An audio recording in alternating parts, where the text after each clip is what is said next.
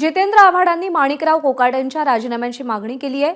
कोकाटे कायद्यानं गुन्हेगार आहेत, त्यामुळे त्यांचा राजीनामा घ्यावा अशी मागणी आव्हाडांनी केली आहे। या संदर्भात निकालपत्र असून विधानसभा अध्यक्ष राहुल नार्वेकरांकडे हे पत्र देणार असल्याचं आव्हाडांनी सांगितलंय। दरम्यान कोकाटेंच्या बाबतीत नार्वेकरांकडून इमानदारीची अपेक्षा नसल्याचं सांगत राऊतांनी देखील टीका केली आहे।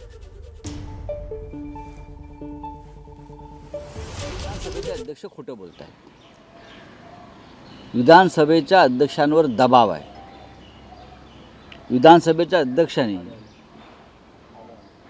हेच विधानसभेचे अध्यक्ष होते जेव्हा सर्वोच्च न्यायालयानं 40 आमदारांच्या अपात्रतेसंदर्भात निर्णय घेण्याची जबाबदारी, निष्पक्षपणे निर्णय घेण्याची जबाबदारी ही याच अध्यक्षांवर टाकली होती। 40 आमदारांना ज्या प्रकारे अभयदान दिलं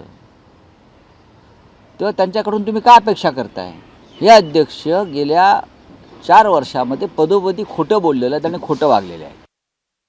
आत्तापर्यंत जे भारतभर घटना घडल्या आहेत त्याच्यामध्ये राहुल गांधींना तुम्ही घरी पाठवलं,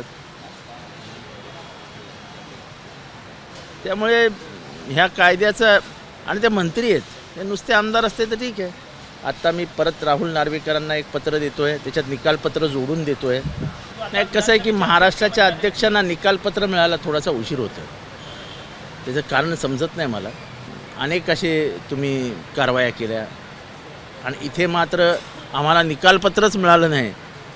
माझ्याकडे निकालपत्र आहे, मी आता त्यांना ते निकालपत्र नेऊन देणार आहे। एबीपी माझा, उघडा डोळे बघा नीट।